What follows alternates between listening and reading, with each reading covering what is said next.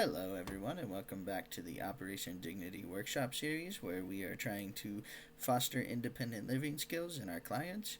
Today, we are going to be going over interviewing in our third workshop of the series. So, just to give a brief overview, first we're going to be talking about preparing for the interview. This will just be things that can help you get in the best position to succeed when that day does come around. Next, we're going to be talking about elevator pitches. This is basically a brief overview of yourself that you can have ready in case you ever need it. Next is talking about interview do's and don'ts. This is basically just some tips about what you should and shouldn't be doing while you're doing your interview. Practice ideas. So, this is basically just going to be me going over some ideas that you can use to practice and get better at interviewing. And lastly, we're going to be talking about interviewing the company because not only do they want to hire you, but you need to make sure you want to work for them. So, first off, like I said, is going to be interview preparation. And the very first part of that is knowing what you're interviewing for. If your inbox is anything like mine, it might look like this, where you have 6,000 messages, and it's hard when you're on Indeed and on these other websites, and you just have so many emails. So it's important that once you do get that interview, you go in and you look up what you are going to be interviewing for, find that confirmation email, and read through the description and make sure that you actually know what exactly you're going to be interviewing for. Because if it's something that you read a few weeks ago, you might not even remember it. Next is researching the company. You want to make sure that you have gone on their website and looked around a little bit. They probably have a mission statement like Operation Dignity does here. If you can, use some of those words from the mission statement in your responses during the interview, that can definitely help and will make you look like you did some homework. Next 2 points are together, and it's arranging transportation and doing a practice trip. Obviously, you want to make sure that you know what route you're going to take when that day comes for the interview, alleviating that stress early. And you can also change that leave now button to set the exact date and time to whenever your interview is, so it can give you a better idea of how that exact day might look. And then do a practice trip if you can, because that day when you're going to the interview, if you're scrambling and you're nervous, the last thing you want to do is be trying to navigate a route that you're unfamiliar with. So if you have the time before the interview, try doing a practice trip and just getting out to where you're going to be interviewing. It's also a good preview of how your commute might look like once you do get the job. And then lastly, make sure you relax, hydrate, and eat well. You don't want to get in your own head that day. It's easy to get nervous, so you want to try to do your best to not overthink it. You want to make sure that you're hydrated so that you don't run into any problems with that, and that you eat well so you're not, having an upset stomach while you're in the middle of an interview, and also having to balance that with the normal nerves of an interview. So next up, as I said, is elevator pitches. This is basically going to be a brief overview. It's based on the concept of if you were in an elevator with someone who is important to your hiring and you had only 15 to 30 seconds maximum to talk to them, how would you pitch yourself to this person? And so there's a few components. The first one here is who are you? This worksheet that these are pulled from will be available in the description, and also if you contact your case managers, you'll be able to get it. So again, first one here is who are you? State your name, what you do now. For example, my name is Michael and I'm a veteran who does this kind of work and is looking to do this.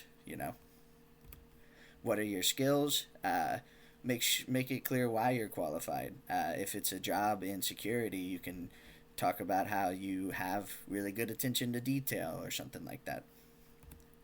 What is your passion? Again, this is why it's important to read the mission statement of the company, because you can use that to your advantage and state that, if the company says that they care about making the world a better place, you can say that, you do your work with trying to give back to the community or something like that.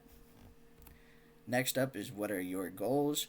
What are you looking for? A job, a meeting, internship. Obviously, you are going to be looking for a job most of the time, depending on if you want to get in a different field or a training program. So it could be an internship, but most likely you're going to be looking for a job. And then lastly, how can you add value to the company? You don't want to just tell them everything about you, but you want to make sure that they know how you would be able to directly contribute. So, wrapping up your elevator pitch can be like, yeah, I think with all of my personal and life experience, I would be able to add to this company a great deal. Something like that. So next, we're moving on to the interview do's and don'ts. These are just some general tips about what you should and shouldn't be doing during and before your interview.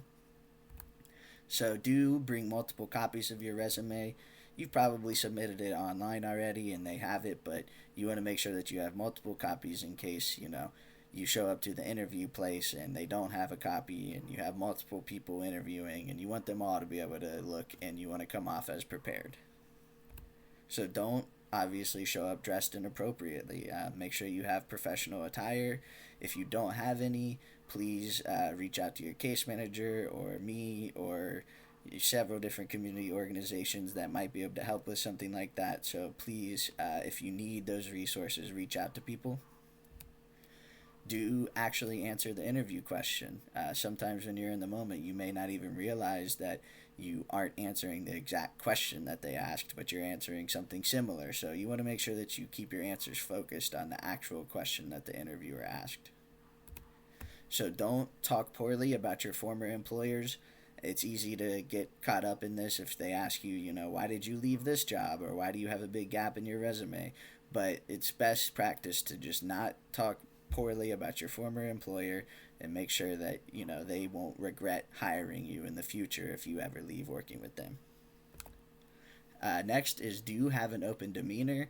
This just means, being open to what the interviewer is saying in terms of the responsibilities, giving them good feedback on what they're saying to you, and just generally trying to be as affable as you possibly can. Next is, don't overshare about your personal life. While you might feel like it could be relevant to the job, and sometimes it definitely is relevant to the job, most of the time it's very brief in how that is related, and you don't want to spend minutes and minutes talking about how you were helping, something with a family member and all this stuff, and you have to balance your working with your kid, with your housing situation and all this. Like, they don't worry too much about all that. What they want to know is if you can do the job and how well you can do it. Next is, do speak clearly and concisely. You don't want to be going on and on and on whenever someone's giving you a question. And you also want to make sure that you are enunciating everything and clearly saying what you need to with a good volume in your voice and sounding confident behind it, because you don't want to be mumbling and projecting insecurities. You want to make sure that you show that you're there and you're here for this interview. Next is, don't share concerns about the job. If you have looked at the job description and you're worried that beforehand there might be too many overtime shifts, don't go into the interview saying, oh, I'm worried you might have too many overtime shifts. You can always ask in the questions later about, like, how would overtime work at this company or something like that, but make sure that you don't make it seem like you're already preemptively complaining about the job before you even got it. Next is, do use nonverbal language. So like I was saying with having an open demeanor, make sure that you're giving head nods, you're giving mm-hms and those kind of things so that the interviewer knows that you're listening and taking in the information, because they want to know that you're paying attention to what's going on. And then lastly, don't ramble too much. This is kind of related to speaking clearly and concisely, but it's easy to just get caught up for what should have been a 25-30 second response, and then out of nowhere you've been talking for 5 minutes and you forget what the original question even was. So just try to keep in mind that you don't want to be doing that, and it's best to keep your answers to a minimum and still answer the question. So next, I will be talking about some interview practice ideas. This is basically just, some ways that you can try to improve yourself if you want to try to get better at interviewing. So first is, record yourself and watch the recording. That's going to be very uncomfortable at first, and it's going to feel really weird, but I promise if you record yourself going through what would be like an interview sheet of questions that are might be answered, you can definitely see some things that you would not otherwise see or notice about how you respond and be able to address them. Once you get past that discomfort, it's going to be a lot better. Next is ask a friend to do a practice interview with you. Again, a friend, it's not going to be perfect because they know you and you're not going to respond to them exactly how you would with an interviewer, but any type of outside feedback or assistance would always be helpful, especially with something like interviewing where you can never have too much practice. Next is rehearse what you would say in the mirror. Similar to recording yourself, just having that practice and seeing how you look when you're answering the questions, it can go a long way. And if you have what you already were going to say down, as long as you don't sound robotic, but you have some things that you've rehearsed and that you would be able to pull from automatically, you're going to be in a much better position than if you just have some vague ideas going in. Next is ask professionals if they would do practice interviews. You could even ask other case managers. You could ask me, or I could direct you to resources, or sometimes even some professionals would just be willing to do it out of the goodness of their heart. Try to find someone who you don't exactly know and would be comfortable with doing that practice interview with you, because again, getting that outside perspective is huge. And then lastly, I would recommend trying to practice answering questions while distracted. So this sounds a little weird, but go in your room, play some music, try to watch a YouTube video, and still answer questions, because it's helpful for building that automatic response for if you freeze up in the moment and you're nervous. You've already practiced saying these questions while you're under stress, and now you're in the moment and you're stressed out and you're struggling to remember, but I'm used to this. I'm comfortable with being uncomfortable. So it can go a long way once you are used to that chaos and the unpredictability. And then last slide here is about interviewing the company. You want to make sure, again, that it's actually somebody you want to work for as well. So first is asking thoughtful questions, incorporating the previous response of using the company website. Make sure that you've done research about what role you're going to be doing and what the company you're going to be working for looks like, and ask questions about that to get a better idea. Like if you're, again, going to be a security guard, maybe ask, will I mostly be filling out like incident reports, or will I mostly be filling out regular round checks, or something like that, where you can figure out more day-to-day responsibilities and seem like you've actually thought about what this role might look like. Next is scouting out the office. If it's an in-person interview, it's good to know if the office seems like a kind of environment you wouldn't like working in. I say office, it could be a restaurant, it could be a store.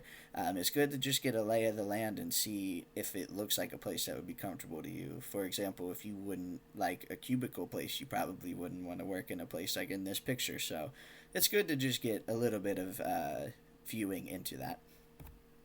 Next is knowing the role expectations. Similar to what I said about asking thoughtful questions, you want to make sure that you actually know what you're going to be doing, because while the job description says one thing, the reality is that once you show up and you start working, you're going to be doing some of that stuff, but a lot of things that may or may not be explicitly on your job description.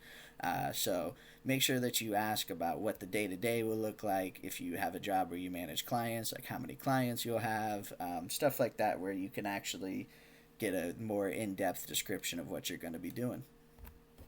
Next is do a follow-up email.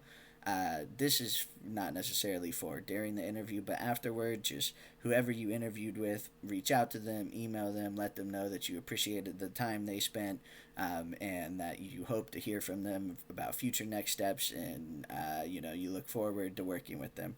Just make sure that you're being professional and courteous, and that can go a long way. Again, just having that extra email where you come off as like you're trying to actually get the job. And lastly, read company reviews. I know earlier I was saying to not share your concerns about the job, but it's also important that you've read about the job and that you know about the company. There's companies like Glassdoor, Indeed. You can go on there and you can see what people have said who have worked there before about working there. I think you should always form your own opinion anyway, but it can be good to have certain things to look out for if you do end up getting the job and going forward with it, what people have said. And that's all. If you have any questions, please feel free to email me here or call me or text me at this phone number. You can also scan the QR code here to set up an appointment directly on Calendly, and I will reach out to you to set that up a little bit more thoroughly with a video invite. But other than that, I hope this was helpful, and I thank you for your time.